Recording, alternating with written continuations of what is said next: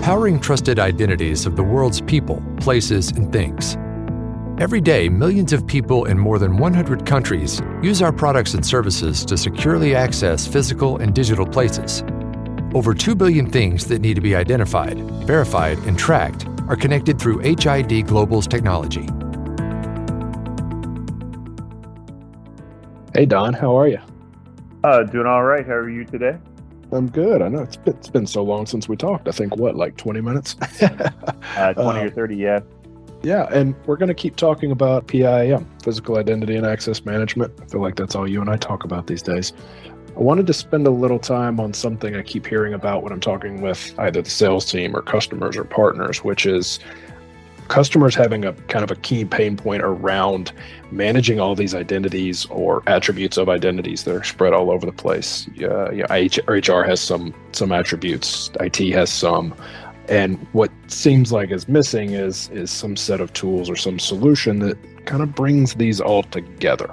Am I on the right track in how we could maybe think about solving that set of problems that customers are having? Yeah, the IAM and PIAM is identity management. It is all about that. It's about connecting into the various identity systems to keep them synchronized. So we're trying to avoid data errors. So if you start to type in the same identity in system A and type them in system B, you may spell it differently or use a different form of the name. You always sort of get stuck with, if I have Don Campbell in this system and Donald Campbell, is that the same person, or are there two people that are Don Campbell? Hopefully the same person. Yeah, one of me is already too many. Absolutely. But trying to solve that problem after you've split the identity like that is expensive. You have to find the person who would know. In a large organization, there may not be one person who can even answer that question. So part of it is that it makes things faster, but more than that is it keeps them consistent. It reduces this type of uncertainty and error within the systems. And so, if you can't put an identity system in between to keep them synchronized, you really have to think, how do you solve this type of problem? Yeah, it reminds me a little bit of some of the master data management challenges I saw at a previous place, where if you're thinking about, let's call it a singular asset, but as it's moving throughout its life cycle, there's systems of record in that moment in time for a certain set of attributes. I know at one point I saw a statistic that like each wrong set of data or kind of data point costs $10. I imagine for an identity, it is substantially more expensive than that as a cost factor. So, one of the things that required was some set of engine at the core to help with addressing those problems. Is that in existence here? Is that kind of what we're talking about at the heart? Exactly right. It's exactly what we're talking about. So we think about the policy engine here is it's really a set of rules. It's what are the sources, who owns which data, which direction do we sync to make sure that we don't get into system A is updating something and system B is trying to change it back, so that we can keep all of that synced correctly, get the right data into the right places for you. On top of that, the PIM system can be the owner of that identity and that information in the first place. For instance, contractors. HR is good with employees. They're often good with certain classes of contractors, like full-time contractors, but generally they're not good with all of the people that are coming and going.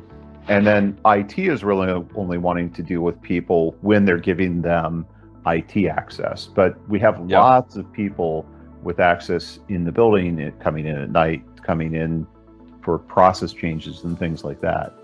Yeah, so allowing maybe from a development standpoint, you've got one pool of contractors. On the marketing side, I may have a different pool of contractors, which definitely may have different needs and all of that.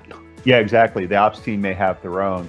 And what's great within the identity system is you can delegate that. So each owner, each pool owner can do their own updates, can add their own identities, yet I keep control at the center, and we'll talk about issuing access and cards later, but I can keep control of that. And it's one of the key systems. In fact, we have some customers that look at this and say, well, the person who knows who the members of this team are actually the supplier, the contractor themselves. Let's let them do the data entry or the data update of this. They can keep it up to date better than we can. So even pieces of it get pushed out to the third parties that you work with. Interesting. Okay.